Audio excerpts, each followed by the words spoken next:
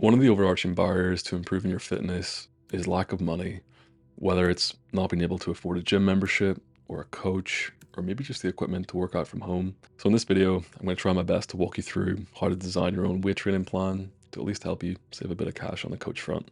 Now, this is just my simple method of going about it, so definitely don't treat my word as gospel. I'm going to be using Notion, but you should be able to broadly apply this method across most note-taking apps, or even just using good old pen and paper. So let's dive in. Unfortunately, there's a little bit of theory that's pretty key to understand how to go about designing your own program, Oh, for fuck's sake. but I'm going to simplify this as best as I can for you. Just give me roughly 90 seconds to walk you through the 5 key principles that I think you need to grasp. So firstly, specificity. Your training should be specific to your goal.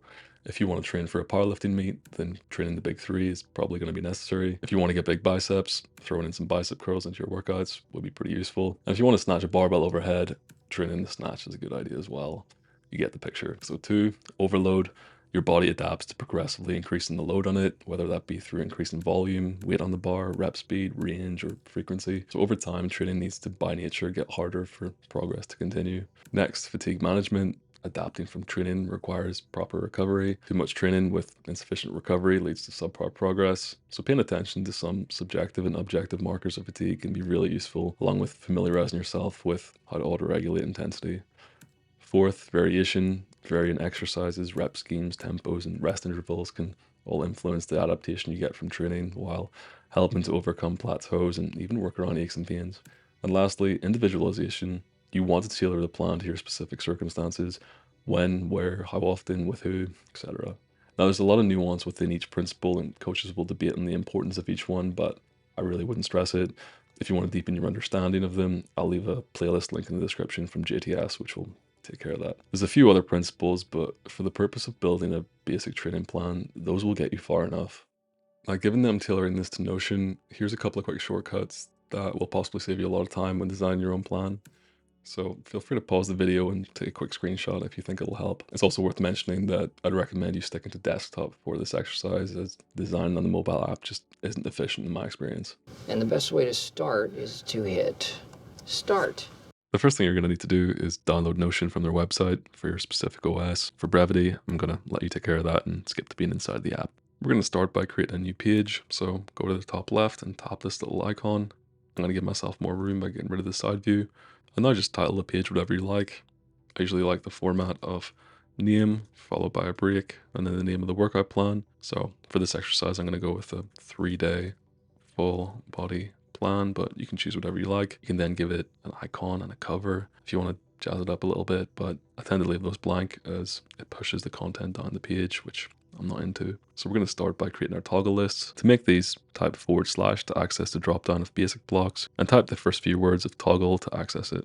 I'm going to create one for metrics, make a copy, and create one for guidance, and then make another copy and create one for progress pictures. This part is totally optional, but I think they're quite useful to incorporate into your plan. For metrics, I like having one for tracking weight, one for steps, and one for training. So I'll add headings for each of those and insert a 2-column block underneath with a line break.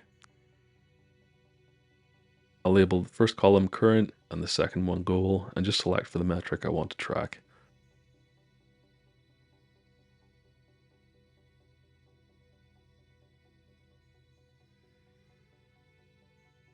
So for weight, I'll go with 3 to 7 day average body weight. For steps, I'll go with 7-day average step count. And for training, I'll go with bench press for an 8 rep max. This is the sort of thing you can just go into every Sunday or a couple of Sundays and update for your own records. For guidance, I'm just going to embed the ACSM's resistance training for health guidelines from 2019, which I'm going to base the plan on. So to do that, just paste a link and tap embed. And for progress pictures, we're going to get basic blocks up again and grab the image block.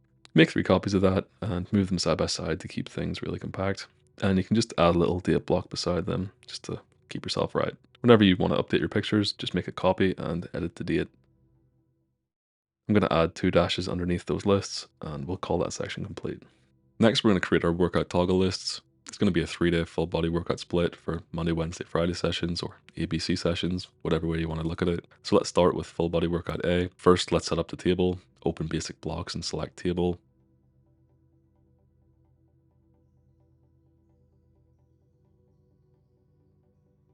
one for exercise, one for volume, i.e. sets times reps, one for intensity, how close to failure are you going to go, one for tempo, the speed of the reps, and one for the rest interval between sets. You can then add a row and a column header to make it look a bit more presentable. Now, becoming familiar with the main movement patterns and how to regress and progress them is really useful, although I'm just going to touch on the former. Most basic weight training plans will be made up of a horizontal push like a bench press, a horizontal pull like a row, a vertical pull like a lat pull down, a vertical push like a shoulder press, a hinge like an RDL, a squat or a lunge, and a couple of isolations. So we're going to go with that format. You'll want to revisit the specificity, variation, and individualization principles here to adapt the exercises and other variables to you. Also, if you want to add a tutorial or a demo, just highlight the exercise, tap this icon from the drop down, and paste in a YouTube link. Volume wise, let's stick to what the ACSM recommend with 2 to 3 sets of 8 to 12 reps, although absolutely feel free to expand on that towards the 3 to 30 rep mark. When I'm tracking overload for weights, I typically write the weight in brackets for the sets, along with the number of reps if I don't hit the assigned reps. It tends to look something like this. Next, intensity. This one is very relevant for fatigue management, so don't overlook it. From my experience of working with clients, I think reps in reserve is the easiest gauge of intensity to broadly understand. I quite like the way the ACSM refer to intensity in their guidelines, so by all means refer back to that. If leaving 0 reps in reserve or in the tank is going to volitional failure, then leaving 2 to 3 reps is going close to failure, and that's generally a nice zone to work within, so let's go with that. Pushing the isolations towards the 1 to 2 RIR mark is maybe not a bad shot either. If you're building out a super bespoke program for an athlete, then becoming familiar with periodization and phase potentiation would be really useful. But for you and I just want to be healthy with a bit of muscle, I think it's overkill. As for tempo, control the eccentric or lengthening for about 2 seconds, and control the concentric or shortening in a fairly explosive manner. And as for rest, perform the next set when you feel ready to. Manipulating these variables will play a major role in determining the adaptation, so I definitely try to become familiar with them. To keep things simple, we'll keep intensity, tempo, and rest constant throughout and just adjust volume and maybe the odd exercise. Now that we're done with full body workout A, let's create a copy for B and C, and here we'll just adjust the reps from 8 to 10 and 8 to 12 respectively. We'll keep the 6 compounds for all 3 days, along with the face pull, and just adjust the last isolation. We'll add another line break by typing 3 dashes after the toggles, and I think that's a wrap. Everything I outlined is completely open to you. This is just what I went with for this example.